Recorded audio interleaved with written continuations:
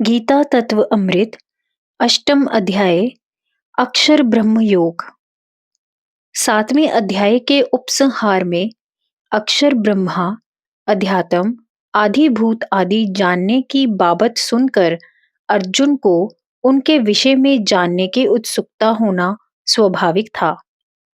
अतः उसने प्रश्न किया।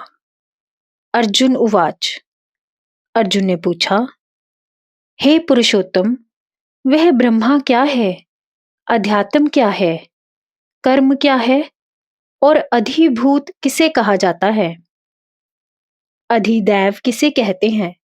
अधियज्ञ कैसा होता है? हे मधुसूदन, यहाँ इस देह में वह कौन है और मृत्यु के समय संयत चित्त युक्त योगियों द्वारा आप कैसे जाने जा सकते हैं? यह सब बतावें। श्री भगवान उवाच। श्री भगवान बोले, परम ब्रह्म अक्षर है, उसका स्वभाव अध्यात्म कहलाता है। भूतों के भाव को उत्पन्न करने वाला भूत भाव है और सृष्टि एवं संहार कर्म है। अधिभूत शर भाव है। आधिदेव पुरुष को कहते हैं।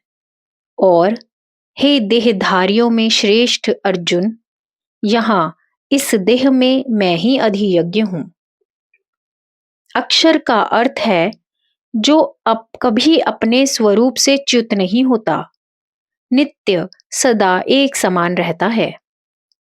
संसार में कोई पदार्थ ऐसा नहीं जो उत्पन्न होकर नष्ट ना हो। अक्षर से इस परिणामशील जगत की सृष्टि और प्रलय कैसे होती है, यह इस अध्याय में सविस्तार बताया गया है। साथ ही यह भी कहा जा चुका है कि यह सब वासुदेव रूप ही हैं। इन दोनों विरोधी पक्षों को समन्वय पूर्वक अर्थात अन्वय व्यतिरेक द्वारा समझना आवश्यक है। सृष्टि से पूर्व केवल अक्षर ब्रह्मा था और पश्चात भी वह वैसा ही है। सृष्टि होते समय न त्रिगुणात्मकता प्रकृति ही विषम अवस्था रूपी महत तत्व सत था, न साम्य अवस्था रूपी अव्यक्त असत ही था। न किसी प्रकार की क्रिया थी, न परम आकाश था, न मृत्यु थी, न अमृत था, न दिन था, न रात्रि थी। अर्थात सापेक्षता रूपी द्वंद्वों की सर्वथा अभाव था। काल कला दोनों नहीं थे।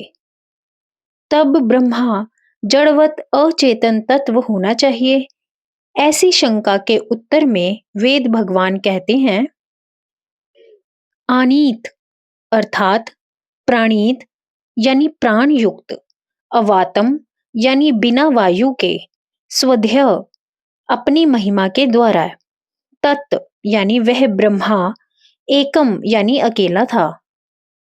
तस्मात अन्यता न पर है, उससे भिन्न अन्य पर दूसरा निश्चित किंचै न आस कुछ भी न था।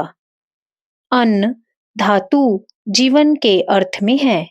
आनीत से अभिप्राय यह है कि प्राण भी अव्यक्त दशा में था। अन्न के पूर्व प्रकर्षार्थ उपसर्ग लगाने से प्राण बना है। इसी सूक्त में आगे कहते हैं कि तम अर्थात अव्यक्त प्रकृति उदय हुई और उस तुच्छ से ब्रह्मा छिप गया। तम से योग माया समझा जा सकता है।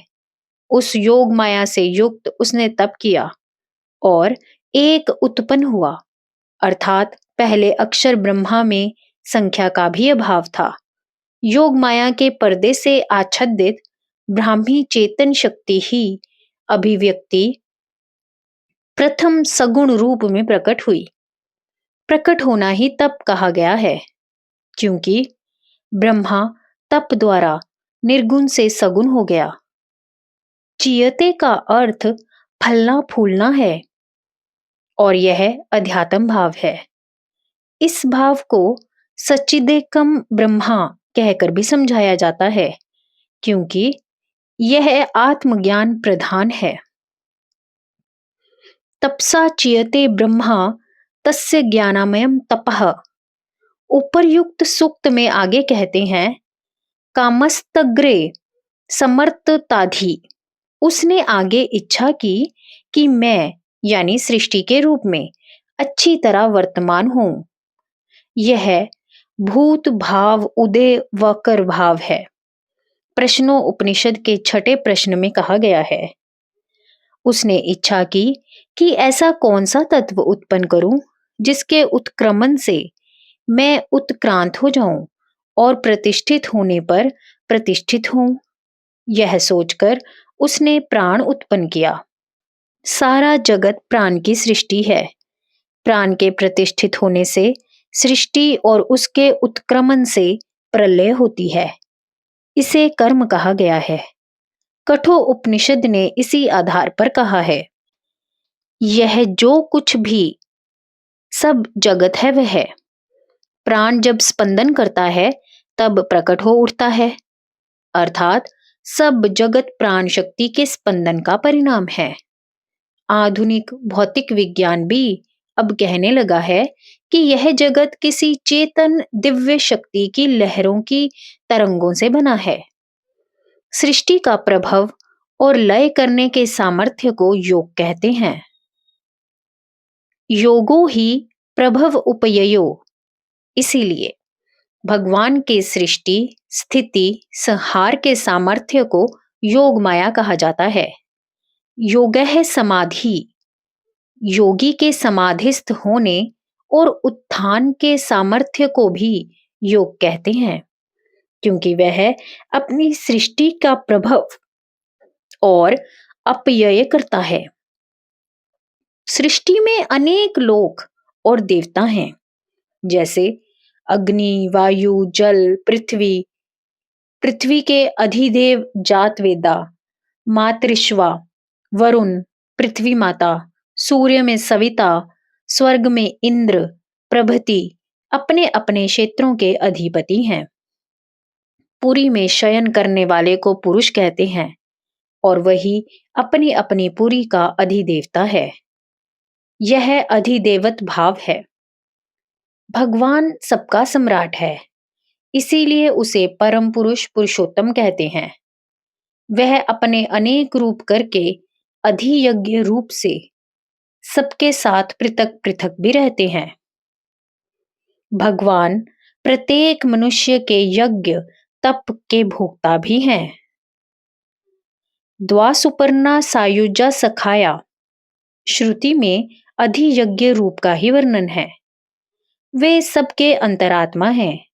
जो उनका साक्षात्कार कर लेते हैं उन्हें ही शांति मिलती है, अन्य को नहीं मिलती। अंत समय मुझे ही याद करता हुआ जो शरीर त्याग कर प्रयाण करता है वह मेरे भाव को प्राप्त होता है, इसमें संशय नहीं। अथवा अंत समय जिस जिस भाव का स्मरण करता हुआ शरीर त्यागता है, हे कौन्तेय, सदा उस भाव से भाव युक्त वह उसी उसी भाव को प्राप्त करता है। इसीलिए तू सब समय मेरा स्मरण कर और युद्ध कर। मुझ में अपने मन बुद्धि अर्पित करने पर निस्संदेह मुझको प्राप्त होगा। हे अर्जुन, अभ्यास योग से युक्त इधर उधर चित्त न जाने देने वाला भगवत चिंतन करता हुआ मुझ दिव्य परम पुरुष को प्राप्त करता है। आगे के श्लोक में दिव्य परम पुरुष के लक्षण कहते हैं, जो सब पर शासन करने वाले, सूक्ष्म से सूक्ष्म, सबके धाता, अचिंत्य रूप और अज्ञान से बहुत दूर, सूर्यवत प्रकाशमान सर्वज्ञ पुराण पुरुष का स्मरण करता है और मरते समय स्थिर एकाग्र मन से भक्ति से युक्त होकर अपने योग अभ्यास के बल द्वारा भ्रुवों के मध्य अच्छी तरह से प्राण को स्थिर करके शरीर त्यागता है, वह उस दिव्य परम पुरुष को पहुंच जाता है। जय गुरुदेव।